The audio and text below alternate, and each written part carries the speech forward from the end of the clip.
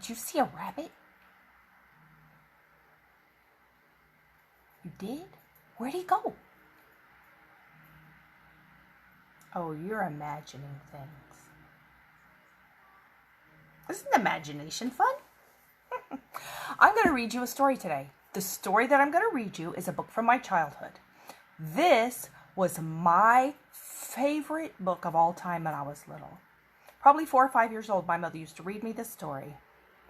And when I was real little, probably even younger, 3, she told me later when I grew up that when she would read me the story when I was a little girl, I wanted to hear this same story over and over and over every night. It's called Peter Rabbit. And this is the book, Peter Rabbit.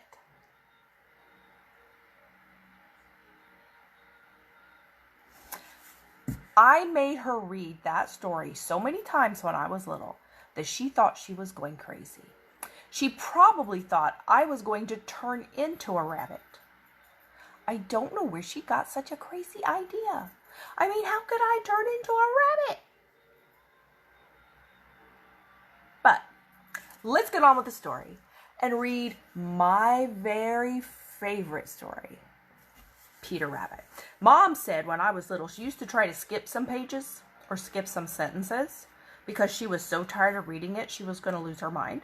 And she wanted to skip some, but see, I had the story memorized, and she couldn't even skip a word. Or I would say, Mama, you missed some. Mama, you missed some. She said, I don't know why it didn't occur to me to hand you the book and tell you to read it because you had it memorized.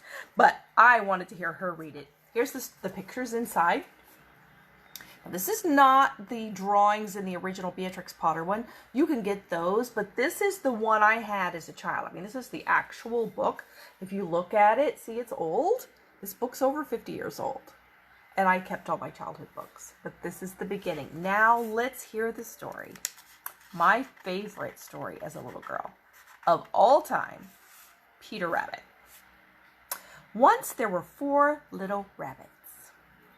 Their names were Flopsy, Mopsy, Cottontail, and Peter. They lived with their mother in a sandbank underneath the roots of a very big fir tree. When I was little, this is not in the story, this is extra. When I was little, I thought squirrels in the yard were rabbits. And I would see them out in the yard, and my way to say rabbit was biabby. And I would see the squirrels in the yard and call them biabbies. So I probably thought that there were a lot of rabbits in my yard, but they were squirrels. But they were still awfully cute. Now back to our story. Now, my dears, said Mrs. Rabbit one morning, you may go down the lane or into the fields, but don't go into Mr. McGregor's garden. Your father had an accident by Mrs. McGregor. Run along and don't get into mischief. I am going to go out. So there's the mommy rabbit talking to her 4 children. Then Mrs. Rabbit went through the woods to the baker's to buy a loaf of brown bread and 5 currant buns. Do you know what a currant is? A currant is just like a raisin, only it's a little smaller. So she was getting buns with little tiny raisins in them. That sounds pretty tasty. Flopsy, Mopsy, and Cottontail were good little rabbits. They went hopping down the lane to gather blackberries. Have you ever been blackberry picking or raspberries or any kind of berries? Berry picking is fun. Then you get to pick all of the berries and you bring them back and Mom makes a pie. I did that when I was about 11 years old one time. It was so fun. Peter, however, who was sometimes a naughty little bunny, hopped straight to Mr. McGregor's garden and squeezed his fat little self under the gate.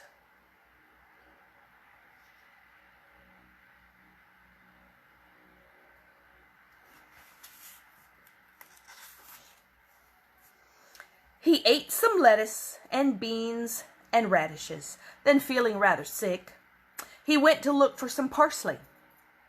But whom should he see but Mr. McGregor?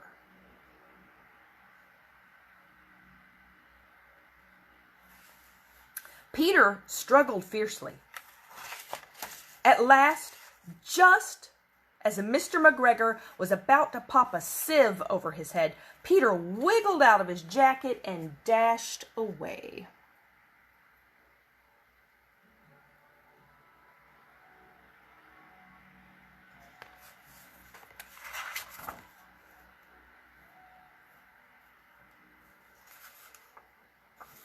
He rushed into a tool shed and hid in a can.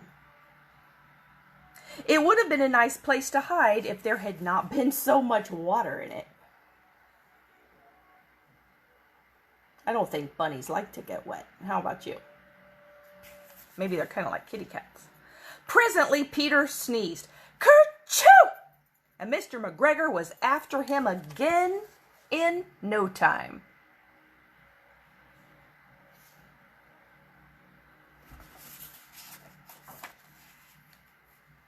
Up and down and all around the garden they ran. At last, Mr. McGregor gave up and went back to his work.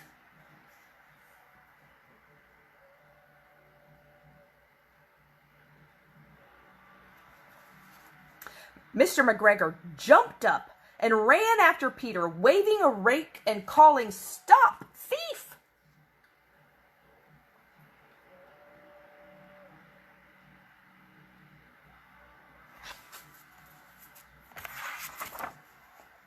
Dreadfully afraid, Peter rushed all over the big garden, searching for the gate. He lost one of his shoes among the cabbages, and the other shoe among the potatoes.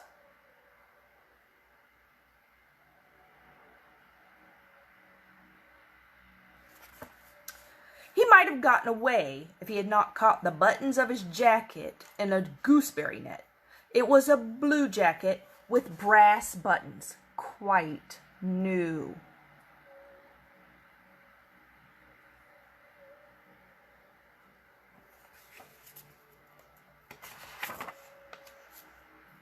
Poor Peter, chirped some little sparrows. Hurry, Mr. McGregor is coming.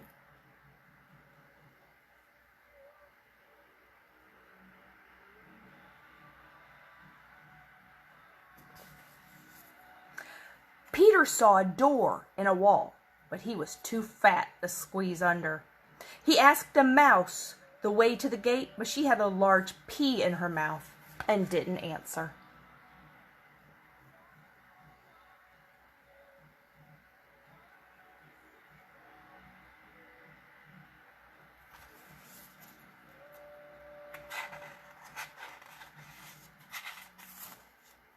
Soon Peter came to a pond where a white cat was staring at some goldfish.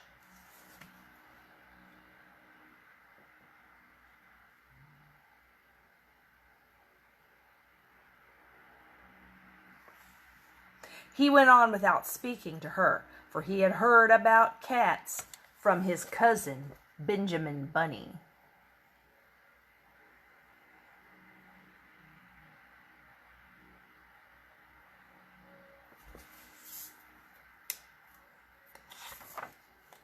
Suddenly he heard the scritch-scratch of Mr. McGregor's hoe. Peter hid under a bush.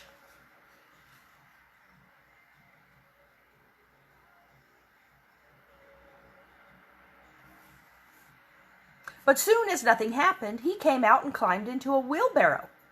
The first thing he saw was Mr. McGregor hoeing onions. And beyond him was the gate. See right there.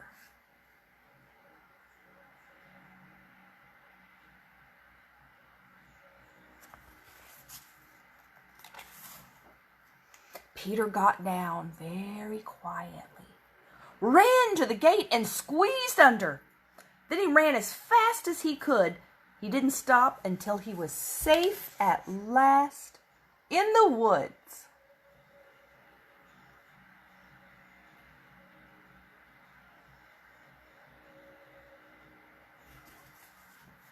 Mr. McGregor hung up Peter's shoes and jacket for a scarecrow to frighten the blackbirds.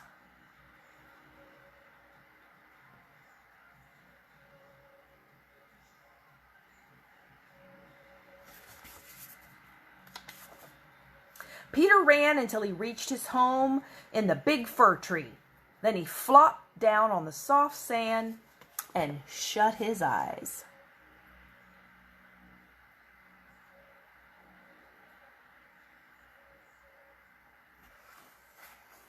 His mother was busy cooking. She wondered what he had done with his clothes, for it was the second little jacket and pair of shoes he had lost in a week.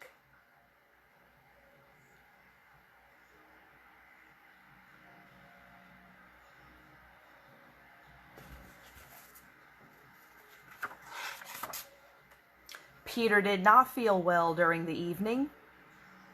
His mother put him to bed. She made some chamomile tea and gave a spoonful of it to Peter.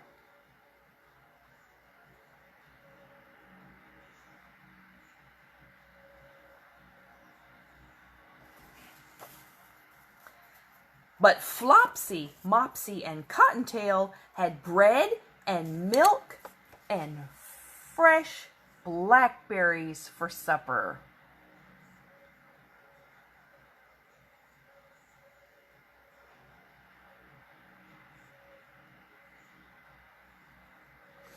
And that's the end. There you have my favorite book from when I was a little girl, Peter Rabbit. And I just cannot imagine why anybody would think I might be turning into a rabbit. I just don't know where you get the idea. I mean, just because this was my favorite book. I hope that you enjoyed it. I think I'm going to go eat some carrots. Good night.